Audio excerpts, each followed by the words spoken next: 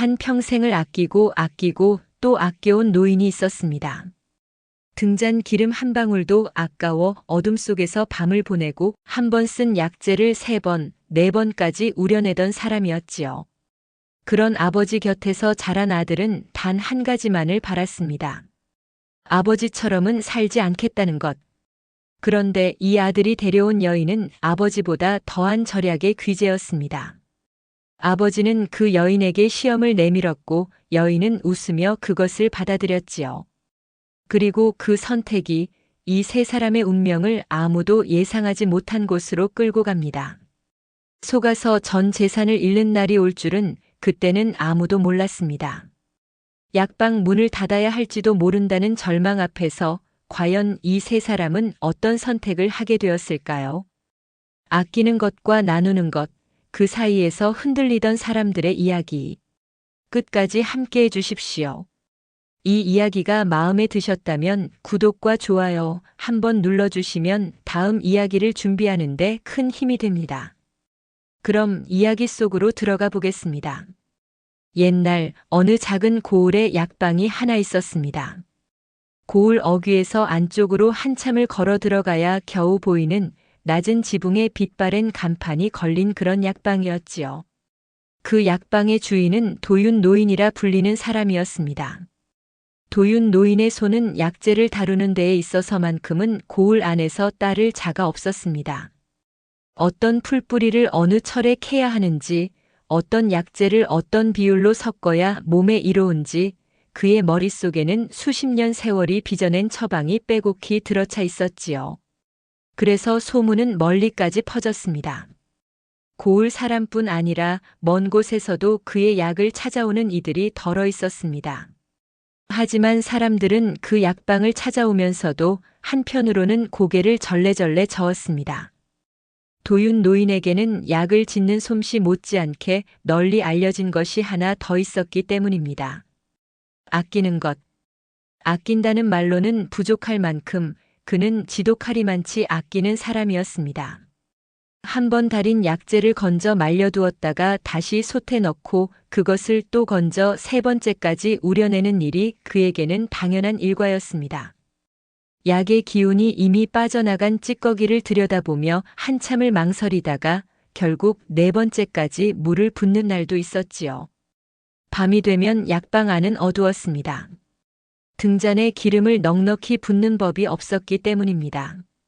심지를 바짝 줄여 간신히 불꽃 하나만 살려두면 약장 서랍의 글씨조차 읽기 어려운 어스름이 방 안 가득 내려앉았습니다. 그 속에서 도윤 노인은 홀로 앉아 약재를 고르고 처방을 궁리하고 장부를 들여다보았습니다. 그 모습을 오래전부터 지켜본 사람이 있었습니다. 아들 하진이었습니다. 하진은 어릴 적부터 그 어두운 약방 안에서 자랐습니다. 등잔 불빛이 아버지의 구부정한 등만 겨우 비추는 그 방 안에서 약 냄새와 함께 밤을 보내는 일이 그의 어린 시절 전부였지요. 아이는 자라면서 조금씩 알게 되었습니다. 아버지의 손이 약재를 만질 때면 그토록 정확하고 섬세한데 그 손이 사람을 향할 때면 어째서 그리 서투른지를. 마을에 아픈 이가 찾아와도 도윤 노인은 약값을 한 푼도 깎아주는 법이 없었습니다. 형편이 어려운 이가 사정을 이야기해도 노인의 표정은 좀처럼 움직이지 않았지요. 약을 내어주는 손은 정확했지만 그 너머에 있는 사람의 얼굴은 보지 않는 듯 했습니다. 하진은 그런 아버지의 뒷모습을 바라보며 자랐습니다. 말없이 오래도록. 청년이 된 하진은 밝은 사람이었습니다. 사람을 만나면 먼저 웃었고 이웃의 안부를 물었으며 누군가 곤란한 일을 겪으면 제1처럼 나서는 성품이었지요. 마을 사람들은 그를 좋아했습니다. 도윤 노인의 약방을 찾는 이들 중에는 사실 약보다 하진의 얼굴을 보러 오는 사람도 있었을 것입니다. 하지만 하진의 그 밝음 안에는 아무에게도 꺼내지 못하는 것이 하나 있었습니다. 아버지와 같은 사람이 되고 싶지 않다는 마음. 그것은 거스를 수 없는 물줄기처럼 그의 안에 깊이 흐르고 있었습니다.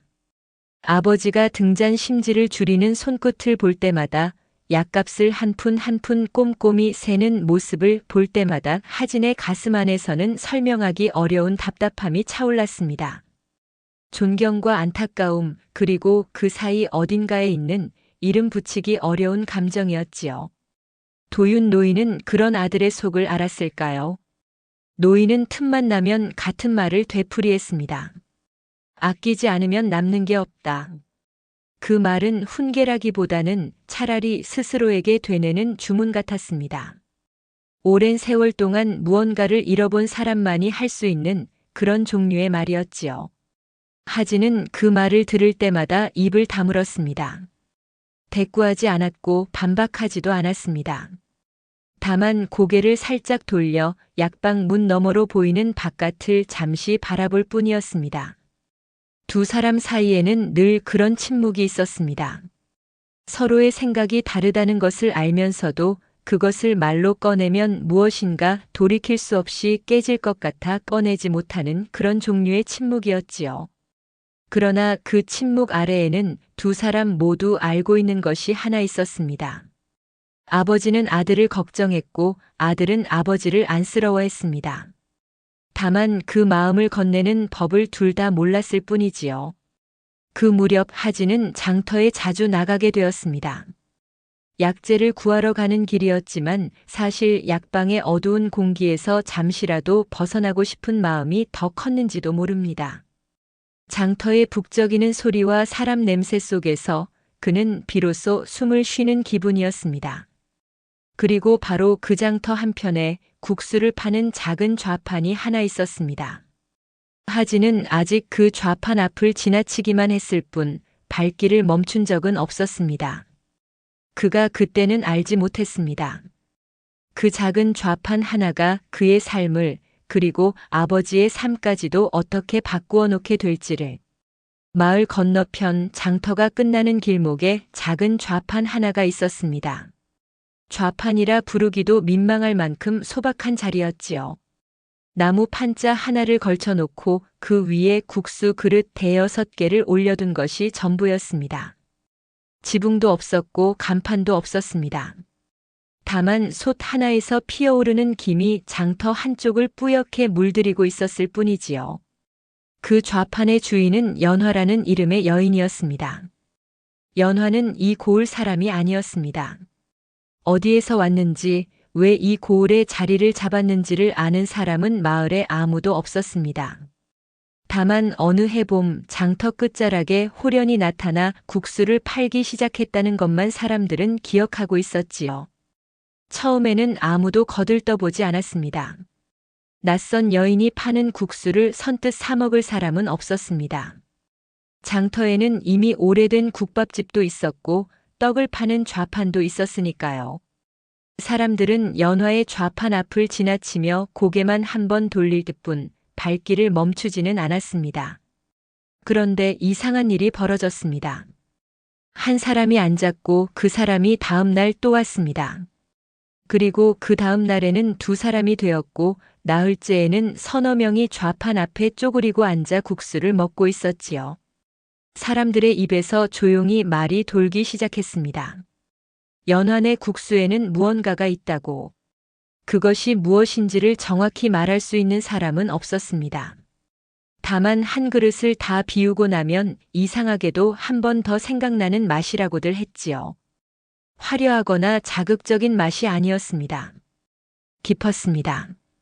처음 한 모금에서는 잘 드러나지 않다가 국물을 천천히 들이키다 보면 어디선가 묵직한 감칠맛이 혀 안쪽으로 번져오는 그런 종류의 기품이었습니다. 그 비밀은 사실 대단한 것이 아니었습니다. 연화는 아끼는 사람이었습니다. 하지만 그 아낌은 이 고을 사람들이 알고 있는 아낌과는 결이 달랐습니다. 그녀는 남은 국수를 버리지 않았습니다. 팔리지 않은 국수는 그날 저녁 햇볕 아래 가지런히 펼쳐 말렸고 바짝 마른 면은 다음 날 다시 솥에 들어갔습니다. 한번 우린 육수 뼈를 바로 버리는 법도 없었지요. 뼈를 다시 솥에 넣고 약한 불에 오래도록 고우면 처음과는 또 다른 맛이 올라온다는 것을 그녀는 알고 있었습니다. 두 번째 육수는 첫 번째보다 부드러웠고 세 번째 육수는 두 번째보다 깊었습니다. 연화는 그렇게 시간을 들여 맛을 쌓아 올렸습니다. 재료를 아낀 것이 아니라 재료가 가진 것을 끝까지 써낸 것이지요. 그래서 연화의 국수는 값이 쌌습니다. 남들보다 적은 재료로 더 깊은 맛을 냈으니 값을 높이 부를 이유가 없었습니다. 형편이 넉넉하지 못한 장터의 일꾼들도 주머니 걱정 없이 한 그릇을 시킬 수 있었지요. 사람들은 그래서 연화를 좋아했습니다. 국수 맛 때문만은 아니었습니다. 연화에게는 사람을 편하게 만드는 무엇인가가 있었습니다. 말이 많지 않았지만 웃음이 잦았습니다. 국수를 건네줄 때면 늘 가볍게 한마디를 붙였고 그 한마디가 듣는 사람의 마음을 괜히 따뜻하게 만들곤 했지요. 장사가 끝난 저녁이면 연화는 좌판을 정리하고 홀로 돌아갔습니다. 어디로 가는지 아는 사람은 없었습니다. 누군가 물은 적이 있었지요. 연화 씨는 식구가 있소? 연화는 그 물음에 잠시 웃기만 했습니다. 대답 대신 국수 그릇을 한 그릇 더 건넸고 묻는 사람도 더는 캐묻지 않았습니다. 사람들은 그렇게 연화에 대해 많은 것을 알지 못한 채 다만 그녀의 국수와 웃음만을 기억하며 지냈습니다. 그 무렵 하진은 장터에 나가는 횟수가 부쩍 잦아지고 있었습니다. 약재를 구하러 간다는 이유를 댔지만 사실 약재는 한 달에 2-3번이면 넉넉히 구할 수 있었지요. 그런데도 그는 닷새에 한 번꼴로 장터를 찾았습니다. 약방의 어둠이 싫었던 것인지 아버지의 침묵이 무거웠던 것인지 아니면 그 둘 다였는지는 하진 스스로도 분명히 알지 못했을 것입니다. 다만 장터의 소란 속에 섞여 있으면 가슴 안에 고여있던 답답함이 잠시나마 엷어지는 기분이 드는 것은 분명했지요. 그날도 하진은 장터를 걸었습니다. 약재 가게 몇 곳을 둘러보고 별다른 소득 없이 돌아서려는 참이었습니다. 그때 바람이 한 줄기 불어왔습니다. 무엇인가를 오래 고아낸 듯한 묵직한 냄새가 바람에 실려 코끝을 스쳤지요. 하진은 무심코 발을 멈추었습니다. 고개를 돌리니 장터 끝자락에 작은 솥 하나가 김을 피워 올리고 있었고 그 앞에 여인 하나가 국수를 삶고 있었습니다. 그것이 연화의 좌판을 처음 제대로 바라본 순간이었습니다. 하진은 잠시 서서 바라보다가 이내 발길을 옮겼습니다. 좌판 앞 낮은 걸상에 앉아 국수 한 그릇을 시켰지요. 연화는 말없이 국수를 내밀었습니다. 하진은 젓가락을 들어 면을 한 가닥 집어 올렸고 국물을 한 모금 마셨습니다. 그리고 멈추었습니다. 젓가락을 든 채 잠시 움직이지 않았습니다. 입안에 퍼지는 것은 화려한 맛이 아니었습니다. 그런데 이상하게도 그 맛이 혀 위에 머물다가 천천히 목 안쪽으로 내려가면서 무언가 오래 쌓인 것이 풀어지는 듯한 감각이 올라왔습니다. 한 번 더 국물을 들이키자 그 기품이 더 분명해졌지요. 하진이 고개를 들었습니다. 이렇게 깊은 맛이 어떻게 나지요? 연화는 국수를 삶던 손을 멈추지 않은 채 웃었습니다. 버리지 않고 잘 이었으면 맛도 이어지거든요. 짧은 말이었습니다. 하진은 아무 대꾸도 하지 못했습니다. 다만 국수를 천천히 먹었고 그릇을 비우고 나서도 한동안 자리에서 일어나지 않았지요. 그가 그때 무엇을 생각했는지는 알 수 없습니다. 다만 그날 이후 며칠 동안 그 말이 자꾸만 떠올랐다는 것만은 분명합니다. 버리지 않고 이어 쓴다는 것. 그것은 아버지가 하는 일과 같은 것이면서도 어딘가 전혀 다른 것이었습니다. 아버지는 아꼈지만 그 아낌 끝에는 늘 어둠과 침묵이 있었지요. 그런데 연화의 아낌 끝에는 따뜻한 국물 한 그릇과 사람의 웃음이 있었습니다. 같은 아낌인데 어째서 이렇게 다를 수 있는 것일까? 며칠이 지났습니다. 하진은 다시 장터를 찾았고 이번에는 곧장 연화의 좌판 앞으로 걸어갔습니다. 연화는 그를 알아보았습니다. 말은 하지 않았지만 눈인사를 가볍게 건넸지요. 하진은 국수를 시키고 먹고 그리고 이번에는 이야기를 꺼냈습니다. 무슨 이야기를 했는지, 얼마나 오래 앉아 있었는지는 중요하지 않습니다. 중요한 것은 두 사람이 그날 처음으로 서로의 말에 귀를 기울였다는 것이지요. 그리고 그 다음에도 하진은 왔고 그 다음에도 또 왔습니다. 장터 사람들은 슬슬 눈치를 채기 시작했습니다. 약방집 아들이 국수 좌판에 자주 앉아 있다는 것을. 하진은 아직 아무것도 모르고 있었습니다. 이 만남이 자신에게 무엇을 가져다 줄지, 그리고 그 끝에서 아버지의 시험이라는 것이 기다리고 있을지를 그때의 하진은 짐작조차 하지 못하고 있었지요. 다만 장터에서 약방으로 돌아오는 길이 예전보다 조금 가벼워졌다는 것만은 느끼고 있었습니다. 그리고 그 가벼워진 발걸음이 무엇을 향해 가고 있는지는 아직 아무도 알지 못했습니다. 하진이 연화의 이름을 입 밖에 꺼낸 것은 그로부터 꽤 시간이 흐른 뒤였습니다. 약방 안은 여느 때와 다름없이 어두웠고 도윤 노인은 약장 서랍 앞에 앉아 마른 약재를 고르고 있었지요. 하진은 아버지의 등 뒤에서 한참을 서성이다가 이윽고 조심스럽게 말을 꺼냈습니다. 장터에서 국수를 파는 여인이 있는데 한번 만나보셨으면 한다고. 도윤 노인의 손이 멈추었습니다. 돌아보지는 않았습니다. 약재를 짚고 있던 손가락이 잠시 허공에 머문 채 노인은 아무 말도 하지 않았지요. 방 안에는 약재 냄새와 함께 무거운 침묵이 내려앉았습니다. 하진은 그 침묵의 무게를 알고 있었습니다. 아버지가 무엇을 생각하고 있는지도 짐작할 수 있었지요. 국수 장사를 하는 여인이라는 말에서 아버지가 무엇을 떠올렸을지, 어떤 셈을 머릿속에서 굴리고 있을지를. 하지만 하진은 이번에는 고개를 돌리지 않았습니다. 장터에서 돌아오는 길이 가벼워진 이후로 약방의 어둠이 예전보다 더 무겁게 느껴지기 시작했기 때문이었지요.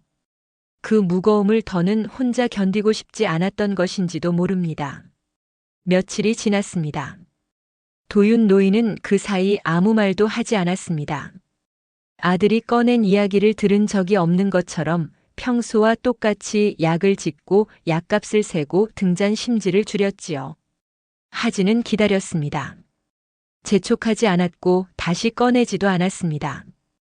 다만 장터에는 변함없이 다녀왔고 돌아올 때마다 아버지의 눈치를 살피는 일만 되풀이했습니다. 그러던 어느 저녁이었습니다. 도윤 노인이 먼저 입을 열었습니다. 데려와 보거라. 그것이 전부였습니다. 고개를 돌리지도 않았고 목소리에 특별한 감정도 실려 있지 않았지요. 마치 약재를 가져오라는 말과 같은 무게로 담담하게 내뱉은 한마디였습니다. 하진은 가슴이 뛰었지만 내색하지 않았습니다. 그리고 며칠 뒤 연화가 약방 문 앞에 섰습니다. 연화는 약방을 찬찬히 둘러보았습니다. 낮은 지붕, 빛바랜 간판, 어둑한 방 안에 빼곡히 늘어선 약장 서랍들. 그녀의 눈이 천천히 방 안을 훑었지요. 국수 좌판에서 보여주던 가벼운 웃음은 거두어져 있었고 대신 무언가를 가늠하는 듯한 조용한 눈빛이 그 자리를 채우고 있었습니다. 도윤 노인은 방 안쪽에 앉아 있었습니다. 연화가 들어서자 노인은 고개를 들어 그녀를 바라보았습니다. 한참 동안이었습니다. 말이 없었습니다. 노인의 눈이 연화의 얼굴에서 손에서 옷매무새로, 옷매무새에서 다시 얼굴로 천천히 옮겨갔지요. 무엇을 보고 있는 것인지, 무엇을 재고 있는 것인지 옆에 서 있는 하진에게도 알 수 없는 시간이었습니다. 연화는 그 시선을 피하지 않았습니다. 고개를 숙이지도 먼저 말을 꺼내지도 않았습니다. 다만 노인의 눈을 조용히 마주보며 서 있었지요. 그 자세에는 당당함도 겸손함도 아닌 어떤 단단한 고요함 같은 것이 있었습니다. 노인이 마침내 입을 열었습니다. 우리 집에 들어오려면 시험을 하나 치러야 하네. 하진의 얼굴이 굳었습니다. 시험이라는 말을 예상하지 못한 것은 아니었지요. 아버지라면 그럴 수 있다는 것을 알고 있었습니다. 하지만 이렇게 곧바로 처음 만난 자리에서 그 말이 나올 줄은 생각하지 못했던 것입니다. 하진이 무언가를 말하려 했지만 연화가 먼저 고개를 가볍게 끄덕였습니다. 돌아보지 않았습니다. 하진을 보지도 도움을 구하지도 않았지요. 도윤 노인은 천천히 일어나 약장 서랍 하나를 열었습니다. 그 안에서 꺼낸 것은 작은 꾸러미 하나였습니다. 보자기에 쌓인 그 꾸러미는 두 손으로 감싸 쥘 수 있을 만큼 작았지요. 노인이 보자기를 풀자 안에는 약재 몇 가지가 들어 있었습니다. 양이 넉넉하다고 할 수 없었습니다. 솔직히 말하면 부족하다는 말이 더 맞았지요. 이걸로 한 달 동안 우리 약방을 운영해보게. 하진의 눈이 커졌습니다. 저 양으로 한 달을 어떻게 버틴단 말인가. 하루 이틀도 모자랄 약재로 약방을 열라는 것은 사실상 불가능한 일을 시키는 것이나 마찬가지였지요. 하진은 아버지를 바라보았습니다. 항의가 목 끝까지 올라왔지만 입 밖으로 나오지는 않았습니다. 아버지의 표정이 그것을 허락하지 않았기 때문이었지요. 노인의 얼굴에는 장난기도 악의도 없었습니다. 다만 오래된 돌처럼 단단하고 움직이지 않는 무표정만이 있었을 뿐입니다. 그때 연화가 웃었습니다. 소리 없이 입꼬리만 가볍게 올라간 웃음이었습니다. 한 달이요? 두 달도 가능할 것 같은데요. 방 안의 공기가 미세하게 흔들렸습니다. 도윤 노인의 눈이 처음으로 움직였습니다. 놀란 것은 아니었지요. 다만 연화를 다시 한번 바라보는 눈빛 속에 아까와는 조금 다른 무엇인가가 스친 것만은 분명했습니다. 하진은 두 사람 사이에 흐르는 그 미묘한 기류를 느꼈지만 그것이 무엇을 뜻하는지는 알지 못했습니다. 그리고 그 다음 날부터 연화는 약방에 나타났습니다. 그녀가 가장 먼저 한 일은 약재를 펼쳐놓고 오래도록 들여다보는 것이었습니다. 만지고 냄새를 맡고 색을 살피고 꺾어보았지요. 마치 국수 재료를 고를 때처럼 그 약재가 가진 것이 무엇이고 아직 남아있는 것이 얼마인지를 가늠하는 듯 했습니다. 그리고 나누기 시작했습니다. 하나의 약재를 잘게 쪼개어 쓰임새를 셋으로 나누었습니다. 뿌리는 약으로, 잎은 차로, 줄기는 말려서 향으로. 하나였던 것이 셋이 되고 셋이 된 것이 각각의 자리를 찾아갔지요. 다 쓴 약재도 버리지 않았습니다. 찌꺼기를 모아 다시 물에 넣고 약한 불에 오래 구웠습니다. 그러면 처음과는 다른 부드럽고 순한 기운이 올라왔지요. 그것으로 새로운 처방을 만들었습니다. 강한 약이 부담스러운 노인이나 아이에게 쓸 수 있는 순한 약이었습니다. 하루가 지나고 이틀이 지났습니다.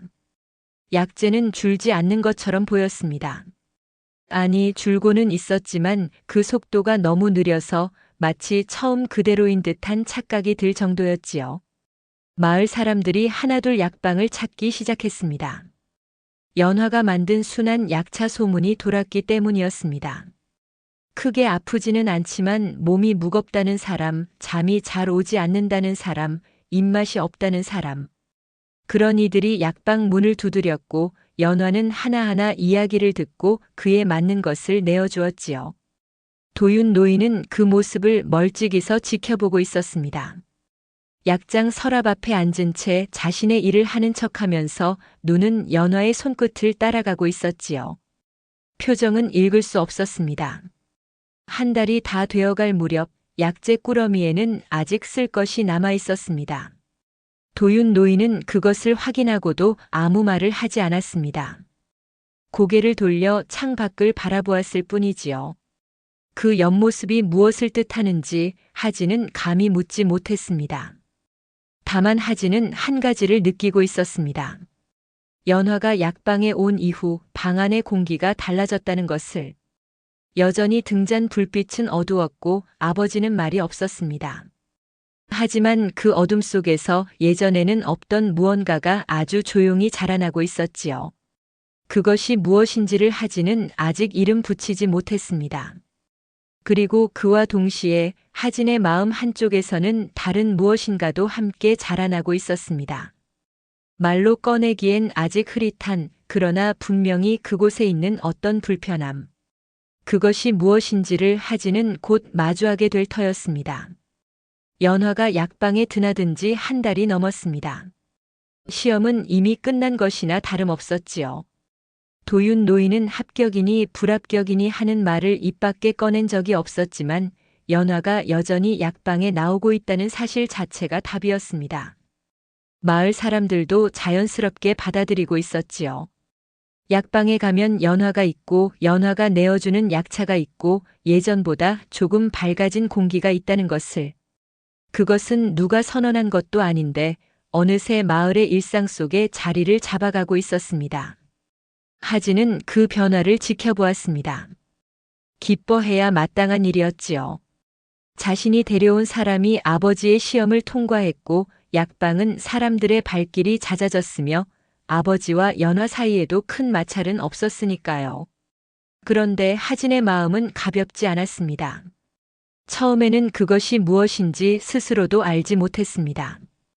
약방 안에서 연화가 약재를 다루는 모습을 볼 때, 남은 찌꺼기를 모아 다시 솥에 넣는 모습을 볼 때, 한 푼이라도 헛되이 쓰지 않으려는 그 손놀림을 볼 때마다 가슴 안쪽 어딘가가 미세하게 조여오는 감각이 있었지요.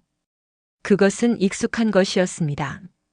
너무나 익숙한 것이었기에 하진은 오히려 더 혼란스러웠습니다. 아버지. 연화의 그 모습은 아버지의 모습과 닮아 있었습니다. 한 번 쓴 약재를 2번, 3번 우려내던 아버지. 등잔 기름 한 방울도 아까워하던 아버지. 남는 것이 없을까 두려워 모든 것을 움켜쥐던 아버지. 연화의 손이 약재를 잘게 나누고 찌꺼기를 모으고 한 톨도 버리지 않는 그 장면은 하진이 어릴 적부터 수없이 보아온 아버지의 뒷모습과 어딘가 겹쳐 보였지요. 물론 같지 않다는 것을 머리로는 알고 있었습니다. 연화의 아낌과 아버지의 아낌은 방향이 달랐지요. 연화는 아껴서 나누었고 아버지는 아껴서 쌓아두었습니다. 같은 손짓이되 끝이 다른 것이었습니다. 하지만 마음이라는 것은 머리가 아는 것을 늘 따라가지는 못하는 법이지요. 하진은 자신도 모르게 연화를 바라보는 눈이 달라지고 있었습니다. 함께 있을 때 먼저 말을 거는 횟수가 줄었고 나란히 앉아 있어도 시선이 자꾸 다른 곳을 향했습니다. 연화가 무언가를 이야기하면 고개를 끄덕이면서도 그 끄덕임 속에 마음이 온전히 실리지 않는 날이 하나둘 늘어갔지요. 연화는 그것을 알아채고 있었습니다. 알아채지 못할 리가 없었지요. 장터에서 사람을 상대하며 살아온 여인이었습니다. 누군가의 표정이 반뼘만 달라져도 읽어내는 눈을 가진 사람이었지요. 하진의 눈이 자신에게서 조금씩 멀어지고 있다는 것을 연화는 소리 없이 감지하고 있었습니다. 하지만 연화는 묻지 않았습니다. 왜 그러느냐고 묻지 않았고 무엇이 불편하냐고 캐묻지도 않았습니다. 대신 약방에서의 자신의 자리를 조금씩 줄여갔지요. 하진이 있는 곳에서 반 발짝 물러서고 눈이 마주치면 먼저 시선을 거두었습니다. 그것은 기다림이었습니다. 상대가 스스로 돌아올 때까지 아무것도 붙잡지 않고 서 있는 종류의 기다림이었지요. 그 사이에도 약방의 일상은 흘러갔습니다. 연화는 변함없이 약재를 다루었고 마을 사람들은 변함없이 찾아왔습니다. 도윤 노인은 여전히 말이 적었고 등잔은 여전히 어두웠지요. 그러던 어느 날이었습니다. 하진이 약방에 돌아왔을 때 평소와 다른 풍경이 눈에 들어왔습니다. 약방 앞마당에 사람이 서 있었지요. 허리가 굽은 노파 한 사람이 약방 문 앞에서 머뭇거리고 있었습니다. 행색이 남루했습니다. 옷은 여러 번 기운 흔적이 역력했고 손에 쥔 보자기 안에는 약값으로 내밀만한 것이 들어있을 것 같지 않았지요. 연화가 문 앞에 서서 그 노파와 이야기를 나누고 있었습니다. 목소리가 작아 무슨 말인지는 들리지 않았지만 연화의 표정은 하진이 장터에서 처음 보았던 그 얼굴이었습니다. 국수를 건네줄 때 짓던 가볍지만 따뜻한 그 표정.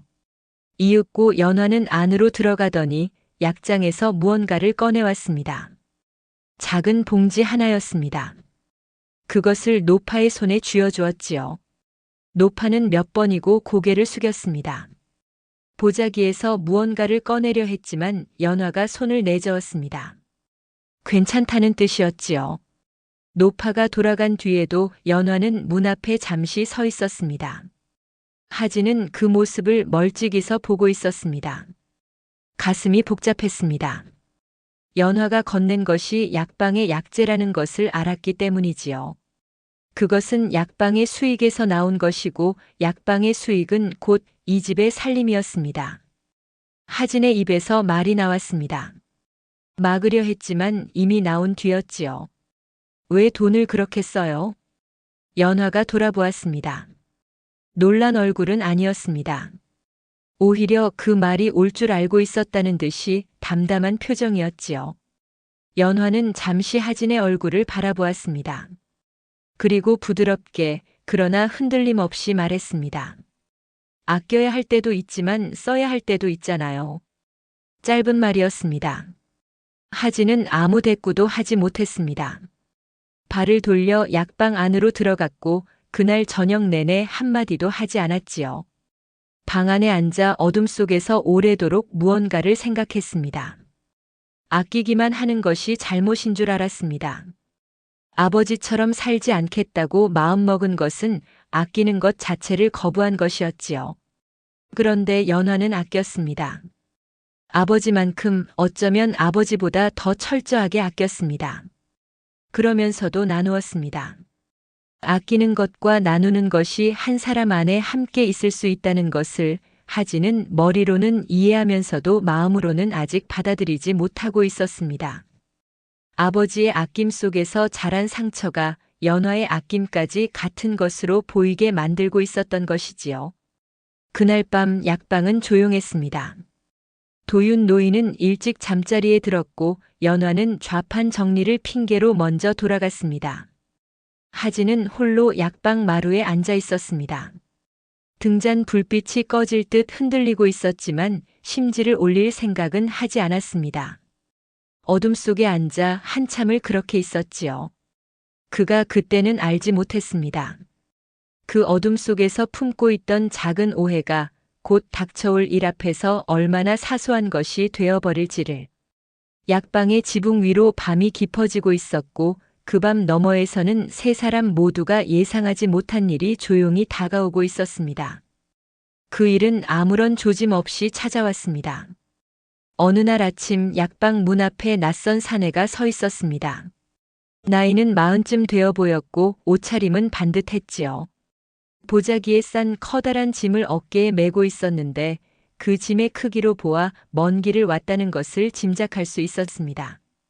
사내는 공손한 태도로 고개를 숙이며 약방 안으로 들어섰습니다. 도윤 노인에게 약재를 팔러 왔다고 했지요. 산 너머 고을에서 귀한 약재를 구해왔는데 도윤 노인의 약방이 이 근방에서 가장 이름이 높다는 소문을 듣고 찾아왔다는 것이었습니다. 사내는 보자기를 풀어 약재를 내보였습니다. 빛깔이 고왔습니다. 어두운 약방 안에서도 약재의 윤기가 눈에 들어올 만큼 상태가 좋아 보였지요. 향도 짙었습니다. 코를 가까이 대지 않아도 방 안가득 번지는 그 향에서 오래 묵힌 좋은 약재 특유의 깊은 내음이 났습니다. 도윤 노인의 눈이 움직였습니다. 수십 년을 약재와 함께 보낸 사람이었지요.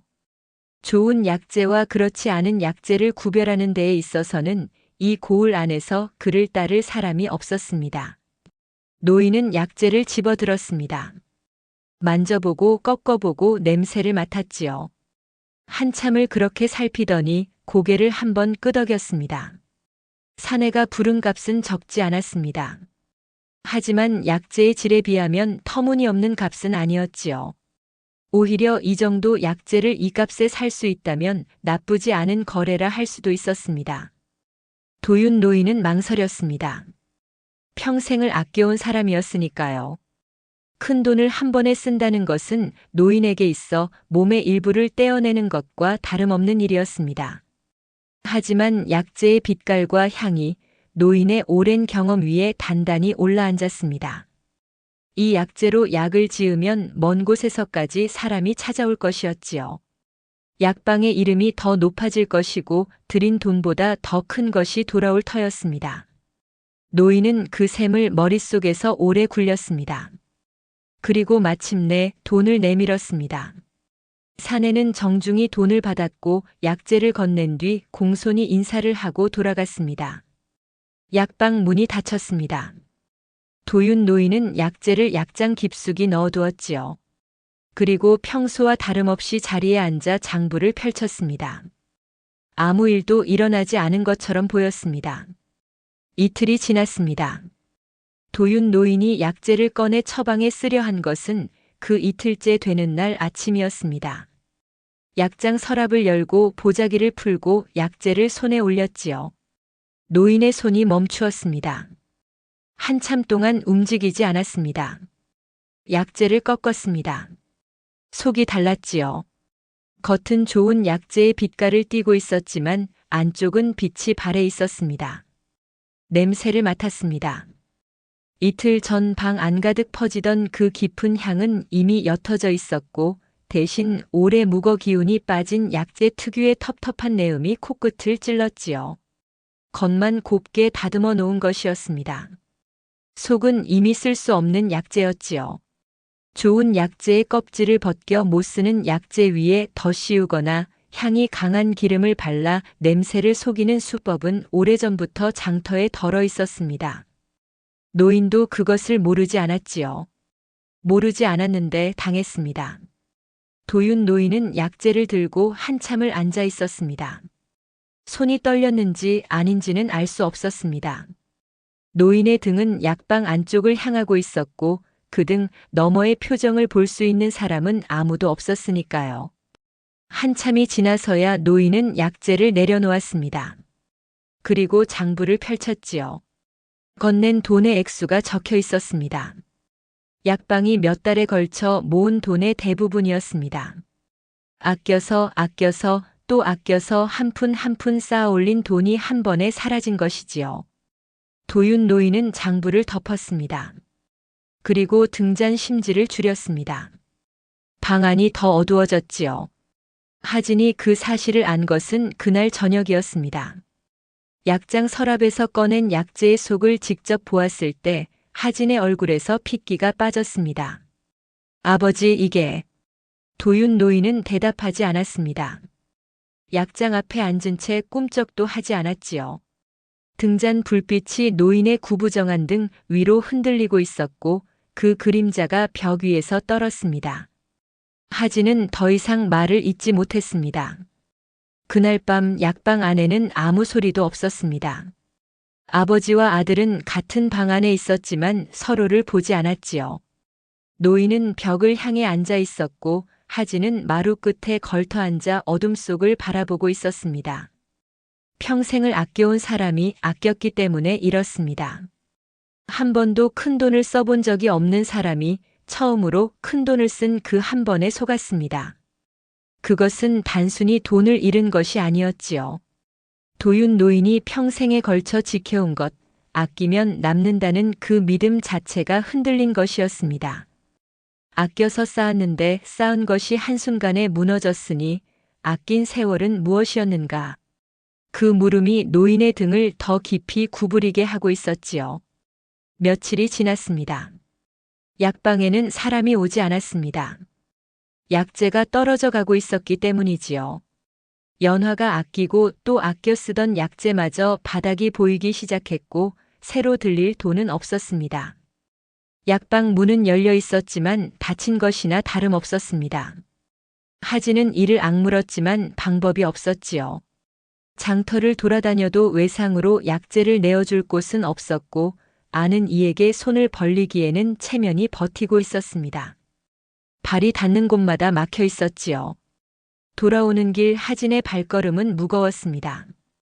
장터에서 약방까지의 그 길이 이렇게 멀게 느껴진 적은 없었습니다.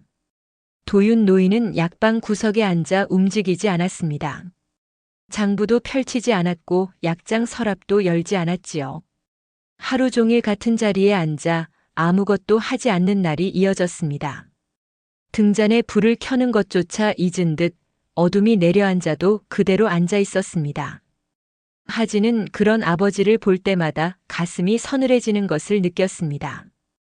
아버지가 아끼는 것을 멈추었다는 것은 아낄 것조차 남지 않았다는 뜻이었기 때문이지요. 그리고 그 무렵 연화는 모습을 보이지 않았습니다. 약방에 나오지 않은 것은 아니었습니다. 매일 왔지요. 하지만 예전처럼 약재를 만지거나 사람들을 맞이하는 대신 조용히 약방 한쪽에 앉아 무언가를 궁리하고 있었습니다. 작은 장부 같은 것을 펼쳐놓고 한참을 들여다보기도 했고 약장 서랍을 하나하나 열어 남은 것들을 확인하기도 했지요. 하진은 그 모습을 보면서도 말을 걸지 않았습니다. 며칠 전까지 자신이 품고 있던 오해와 불편함이 지금 이 상황 앞에서 얼마나 하찮은 것이었는지를 비로소 느끼고 있었기 때문이지요. 그러나 동시에 연화에게 무엇을 말해야 할지도 무엇을 기대해도 되는 것인지도 알 수 없었습니다. 약방은 침묵 속에 가라앉고 있었습니다. 세 사람이 한 지붕 아래 있었지만 각자의 침묵 속에 따로 잠겨 있었지요. 그리고 그 침묵이 가장 깊어진 어느 저녁이었습니다. 연화가 자리에서 일어났습니다. 조용히 하지만 분명한 발걸음으로 방 안가운데에 섰지요. 그녀가 입을 열었을 때 그 목소리는 장터에서 국수를 건네던 그때처럼 가볍지도 약방에서 노파에게 약을 내밀던 그때처럼 부드럽지도 않았습니다. 낮지만 단단한 무언가를 결심한 사람의 목소리였습니다. 걱정 마세요. 방법이 있어요. 도윤 노인이 고개를 들었습니다. 하진이 돌아보았습니다. 어두운 방 안에서 등잔 불빛 하나 없이 연화의 얼굴은 보이지 않았지요. 하지만 그 목소리만은 분명했습니다. 그리고 그 한마디가 이 약방의 운명을 어디로 데려갈지는 그 어둠 속에서는 아직 아무도 알지 못했습니다. 그 다음 날 아침 연화는 해가 뜨기 전에 약방에 와 있었습니다. 아무도 깨우지 않았지요. 도윤 노인도 하진도 아직 잠든 시각이었습니다. 약방 안은 새벽 어둠이 가시지 않은 채 고요했고 그 고요 속에서 연화는 혼자 약장 서랍을 하나하나 열고 있었습니다. 천천히 빠짐없이 서랍 안에 남아있는 것들을 모두 꺼내어 마루 위에 펼쳤지요. 그것은 많지 않았습니다. 이미 여러 번 우려내어 기운이 빠진 약재 조각들, 쓰다 남은 뿌리의 끝자락들, 말라서 부서지기 직전에 잎사귀 몇 줌 향이 거의 날아간 껍질 부스러기. 누가 보아도 버려야 마땅한 것들이었지요. 연화는 그것들을 마루 위에 가지런히 늘어놓고 한참을 내려다보았습니다. 그 눈빛은 장터에서 국수 재료를 고르던 때와 같았습니다. 남은 것이 무엇인지를 살피는 것이 아니라 남은 것 안에 아직 무엇이 있는지를 찾는 눈이었지요. 한참이 지나서야 연화는 움직이기 시작했습니다. 먼저 약재 조각들을 종류별로 나누었습니다. 기운이 빠졌다 해도 성질까지 사라진 것은 아니었지요. 따뜻한 성질의 것과 서늘한 성질의 것, 쓴맛이 남은 것과 단맛이 남은 것을 구분하여 작은 더미로 만들었습니다. 그리고 그 더미들을 다시 조합하기 시작했지요. 약으로 쓰기에는 기운이 부족한 것들을 차로 우려내면 은은한 맛이 올라오는 것들이 있었습니다. 한 가지로는 약하지만 두세 가지를 섞으면 서로의 기운을 돋우는 조합이 있었지요. 연화는 그것을 알고 있었습니다. 국수를 만들 때 배운 것이었습니다. 한번 우린 뼈에서 더 이상 맛이 나지 않을 때 다른 재료를 함께 넣으면 빠져나간 줄 알았던 맛이 다시 올라오는 것을. 재료가 혼자일 때는 다한 것 같아도 다른 것과 만나면 아직 남아있는 것이 있다는 것을. 솥에 물을 올렸습니다. 약한 불이었지요. 센 불에 빨리 끓이면 남은 기운마저 날아가 버리기 때문이었습니다. 아주 낮은 불에서 오래도록 천천히 고아야 했습니다. 솥 안에서 물이 데워지기 시작했고 잠시 뒤 아주 옅은 김이 피어올랐습니다. 그 무렵 도윤 노인이 잠에서 깼습니다. 방문을 열고 나온 노인이 본 것은 마루 위에 약재를 펼쳐놓고 솥 앞에 앉아있는 연화의 뒷모습이었지요. 노인은 문지방에 선 채 한동안 움직이지 않았습니다. 연화는 돌아보지 않았습니다. 돌아볼 겨를이 없었는지 아니면 노인이 서 있다는 것을 알면서도 모른 척한 것인지는 알 수 없었지요. 다만 그녀의 손은 쉬지 않고 움직이고 있었고 솥 안에서는 점점 색이 깊어지는 물이 천천히 돌고 있었습니다. 노인은 아무 말 없이 자리로 돌아갔습니다. 하진이 일어난 것은 그보다 조금 뒤였습니다. 마루로 나온 하진은 펼쳐진 약재와 솥 앞에 연화를 보았지요. 무엇을 하는 것인지 물으려다가 입을 다물었습니다. 연화의 등에서 느껴지는 것이 있었기 때문이지요. 방해하면 안 된다는 것을 그 등이 말하고 있었습니다. 하진은 조용히 마루 한쪽에 앉았습니다. 첫 번째 것이 완성된 것은 해가 중천에 올랐을 무렵이었습니다. 연화가 솥에서 건져낸 것은 맑고 옅은 빛깔의 약차였지요. 김이 피어오르면서 방 안에 부드러운 향이 번졌습니다. 강하지 않았습니다. 약방에 늘 배어있던 그 무겁고 쓴 약 냄새와는 전혀 달랐지요. 코끝을 간지리는 듯한 가벼운 향이었고 맡고 있으면 마음이 조금 느슨해지는 것 같은 그런 냄새였습니다. 연화는 거기서 멈추지 않았습니다. 약차를 고아내고 남은 찌꺼기를 다시 모았지요. 그것을 햇볕에 말렸습니다. 바짝 마른 찌꺼기를 곱게 빻아 작은 주머니에 담았습니다. 향 주머니였습니다. 약의 기운은 다했지만 향은 아직 남아있는 것들이었지요. 베갯머리에 두면 잠이 편해지는 향, 방 안에 걸어두면 탁한 기운을 밀어내는 향. 버려질 뻔한 것들이 마지막까지 제 쓸모를 다하고 있었습니다. 그리고 또 하나. 연화는 품 안에서 작은 보자기 하나를 꺼냈습니다. 그 안에는 돈이 있었지요. 많지 않았습니다. 하지만 적다고도 할 수 없었습니다. 동전과 잔돈이 가지런히 모여 있었고 그것은 연화가 이 약방에 오기 전 국수 장사를 하며 모은 돈이었습니다. 연화가 그 돈을 모은 방식은 국수를 아끼던 방식과 같았을 것입니다. 한 푼 한 푼 버리지 않고 이어서 연화는 그 돈으로 가장 급한 약재 몇 가지를 장터에서 구해왔지요. 비싼 것이 아니었습니다. 흔하지만 꼭 필요한 것들 없으면 약방을 열 수 없는 기본 약재들이었습니다. 그것과 남은 약재를 합쳐 연화는 새로운 처방을 짜기 시작했습니다. 하루가 지나고 이틀이 지났습니다. 약방 앞에 작은 상이 놓였지요. 그 위에는 약차 몇 종류와 향 주머니가 올려져 있었습니다. 연화가 직접 만든 것들이었습니다. 지나가던 사람 하나가 발을 멈추었습니다. 이게 뭐요? 연화는 웃으며 한 잔을 건넸지요. 마셔본 사람은 고개를 갸웃했습니다. 약이라 하기에는 부드럽고 차라 하기에는 몸이 가벼워지는 느낌이 있었기 때문이지요. 나쁘지 않은데. 그 한마디가 시작이었습니다. 하루에 한두 명이던 것이 사흘째에는 대여섯으로 늘었고 닷새째에는 아침부터 사람이 기다리고 있었지요. 소문이 돌기 시작한 것은 그 즈음이었습니다. 도윤 노인 약방에 새로운 약차가 나왔는데 값이 착하고 몸이 편해진다는 이야기가 장터를 돌았습니다. 이름을 모르는 사람도 있었고 약방이 어디 있는지를 물어물어 찾아오는 사람도 있었지요. 약방 안이 달라지기 시작했습니다. 사람이 드나들면 공기가 바뀌는 법이지요. 문이 열리고 닫히는 횟수가 잦아졌고 방 안에 사람의 온기가 머무는 시간이 길어졌습니다. 연화는 찾아오는 사람마다 이야기를 들었고 그에 맞는 차를 골라 건넸지요. 도윤 노인은 여전히 약장 앞에 앉아 있었습니다. 하지만 며칠 전과는 달랐지요.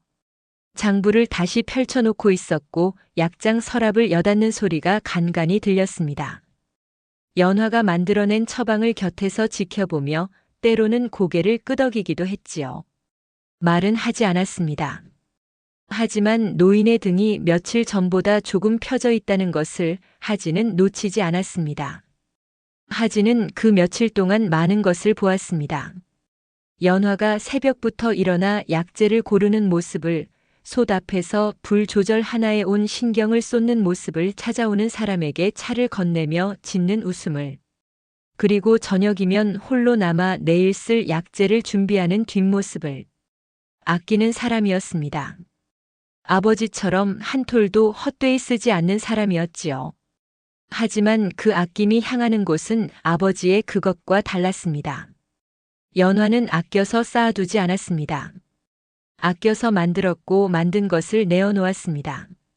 모은 돈을 약재로 바꾸었고 약재를 차로 바꾸었고 차를 사람의 웃음으로 바꾸었지요. 아낌이 아낌에서 끝나지 않고 어딘가를 향해 흘러가고 있었습니다. 하지는 며칠 전까지 품고 있던 불편함이 이제는 부끄러움으로 바뀌어 있다는 것을 느꼈습니다. 같은 아낌으로 보였던 것이 사실은 전혀 다른 것이었다는 것을, 그리고 자신이 두려워했던 것은 연화의 아낌이 아니라 아버지의 그림자였다는 것을, 그것을 인정하는 데에 며칠이 걸렸지요. 약방에 다시 사람이 드나들기 시작한 어느 저녁이었습니다. 하지는 연화 곁으로 갔습니다. 말은 하지 않았지요. 다만 연화가 정리하고 있던 약재 옆에 앉아 함께 손을 움직이기 시작했습니다. 연화는 돌아보지 않았습니다. 하지만 손을 멈추지도 않았지요.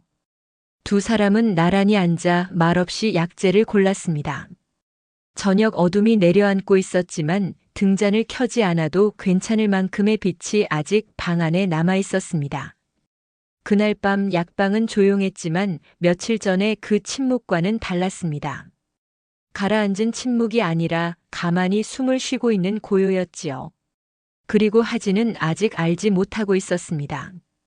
이 약방이 다시 일어서고 예전과는 다른 모습으로 사람들 사이에 자리 잡게 되는 날이 머지않았다는 것을, 그리고 그날 아버지의 입에서 지금껏 한 번도 들어본 적 없는 말이 나오리라는 것을, 약방이 다시 사람들의 발길을 맞이하기 시작한 것은 그로부터 얼마 지나지 않아서였습니다. 처음에는 약차를 찾는 사람들이었지요. 연화가 만들어낸 부드러운 차 소문이 고을 안팎으로 퍼지면서 하루에 서너 시던 손님이 예닐곱으로 예닐곱이 열을 넘기기까지 그리 오래 걸리지 않았습니다. 하지만 달라진 것은 손님의 수만이 아니었지요. 약방 안의 공기가 달라져 있었습니다. 도윤 노인은 다시 약장 앞에 앉아 약을 짓기 시작했습니다. 그런데 그 손놀림이 예전과 같지 않았지요. 한 번 쓴 약재를 3번, 4번까지 우려내던 손이 아니었습니다.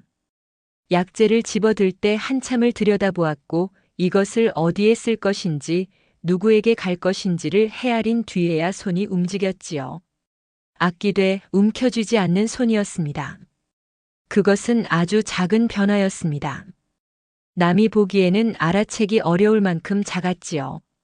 하지만 수십 년을 한결같이 아끼기만 했던 사람에게 있어 그 작은 변화는 강물의 흐름이 방향을 트는 것과 같은 것이었습니다. 그 변화가 어디에서 왔는지를 노인은 말하지 않았습니다. 다만 약을 지을 때 간혹 고개를 돌려 연화 쪽을 바라볼 때가 있었는데 그 눈빛 속에 무엇이 있었는지는 노인만이 알고 있었겠지요. 하진도 달라져 있었습니다. 예전에 하진은 아버지의 아낌을 보면 고개를 돌렸습니다. 답답함을 견디지 못해 장터로 나갔고 약방의 어둠에서 벗어나고 싶어 했지요. 하지만 이제 하진은 약방 안에 머무는 시간이 길어졌습니다. 연화 곁에서 약재를 고르는 일을 거들었고 찾아오는 사람들에게 차를 건네는 일을 함께 했지요. 장터에 나가는 횟수는 줄었습니다. 나가더라도 예전처럼 오래 머물지 않았고 돌아오는 발걸음이 느리지 않았습니다. 약방 안에 있는 것이 더 이상 답답하지 않았기 때문이었지요. 어둠은 여전히 있었습니다. 도윤 노인은 여전히 등잔 심지를 높이 올리지 않았고 밤이면 약방은 예전처럼 어스름에 잠겼지요. 하지만 같은 어둠이 돼 예전의 어둠과는 달랐습니다. 예전의 어둠 속에는 침묵과 단절이 있었지요. 아버지와 아들이 서로의 생각을 알면서도 꺼내지 못했던 무겁고 차가운 공기가 그 어둠을 채우고 있었습니다. 지금의 어둠 속에는 사람의 온기가 있었습니다. 나란히 앉아 말없이 약재를 다듬는 손끝의 온기, 솥에서 피어오르는 차의 김이 방 안에 머무는 온기, 그리고 서로를 바라보지 않아도 곁에 있다는 것을 아는 그런 종류의 온기였지요. 연화는 그 사이에 있었습니다. 늘 그 자리에 있었지요. 도윤 노인이 약재를 아끼다 못해 놓지 못할 때 연화는 곁에서 조용히 그 약재가 갈 곳을 만들어 주었습니다. 하진이 아버지의 방식에 답답함을 느낄 때 연화는 아무 말 없이 같은 자리에 앉아 함께 손을 움직였지요. 설명하지 않았고 설득하지 않았으며 어느 쪽의 편을 들지도 않았습니다. 다만 아끼는 것과 나누는 것이 다르지 않다는 것을 연화는 자신의 손으로 보여주고 있었을 뿐이지요. 그리고 세 사람은 조금씩, 아주 조금씩 서로의 자리를 찾아가고 있었습니다. 도윤 노인은 아끼되 쌓아두지 않는 법을 배우고 있었고, 하진은 아끼는 것을 두려워하지 않는 법을 배우고 있었습니다. 그리고 연화는 처음부터 알고 있었던 것을 두 사람이 스스로 깨닫기를 기다리고 있었지요. 아끼는 것은 나누기 위해서라는 것, 나누는 것은 함께하기 위해서라는 것. 계절이 한 번 바뀌었습니다. 약방은 예전보다 손님이 늘었지요. 먼 곳에서 찾아오는 사람은 줄지 않았고 가까운 이웃이 가벼운 마음으로 들르는 일도 잦아졌습니다. 약을 지으러 오는 사람도 있었지만 차 한 잔을 마시러 오는 사람도 있었지요. 아픈 곳이 있어서가 아니라 그저 약방에 들어서면 마음이 편해진다고 말하는 사람들이 하나둘 생겨났습니다.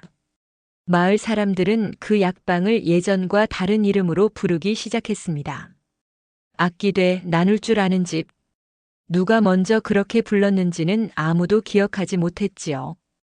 다만 한 사람이 그렇게 부르자 다른 사람도 따라 불렀고 어느새 그것이 약방의 이름처럼 되어 있었습니다. 도윤 노인은 그 말을 처음 들었을 때 아무 반응도 보이지 않았습니다. 약장 앞에 앉아 약재를 고르던 손을 멈추지도 않았고 고개를 돌리지도 않았지요. 다만 그날 저녁 등잔 심지를 줄이는 손이 평소보다 조금 느렸다는 것을 하진만이 알아챘을 뿐입니다. 그리고 어느 따뜻한 날이 왔습니다. 봄이었는지 가을이었는지는 중요하지 않지요. 다만 바람이 부드러웠고 햇살이 마당 위에 고르게 내려앉아 있었다는 것만 기억하면 됩니다. 그날 세 사람은 약방 마당에 나란히 앉아 있었습니다.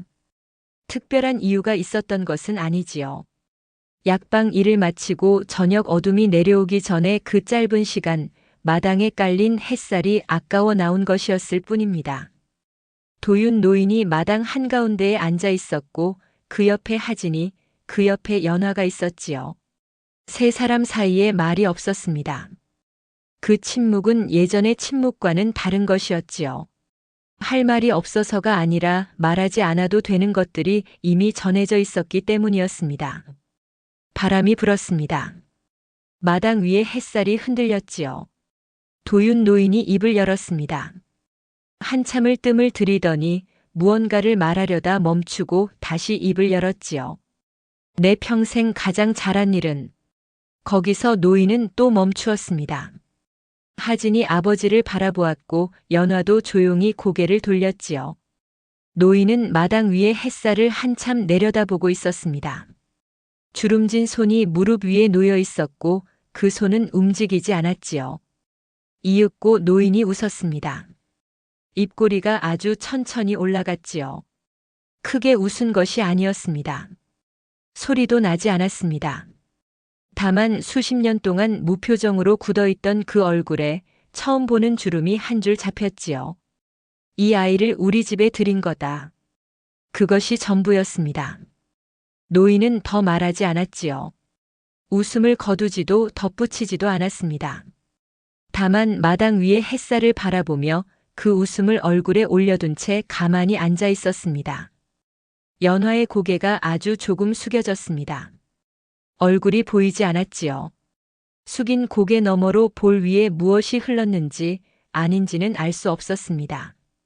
다만 숙인 고개가 한참 동안 올라오지 않았다는 것만 옆에 앉은 하진의 눈에 비쳤을 뿐입니다. 하진은 연화의 손을 잡았습니다. 말은 하지 않았지요. 다만 손을 뻗어 연화의 손을 잡았습니다. 꼭 잡았습니다. 세 사람은 그렇게 마당에 앉아 있었습니다. 바람이 불었고 햇살이 기울었고 어둠이 천천히 내려오고 있었지요. 등잔을 켜야 할 시간이었지만 아무도 일어나지 않았습니다. 그 어둠이 내려앉아도 괜찮았습니다. 세 사람 사이에는 이미 등잔 불빛보다 오래가는 무엇인가가 켜져 있었으니까요. 그날 이후에도 약방은 그 자리에 있었습니다.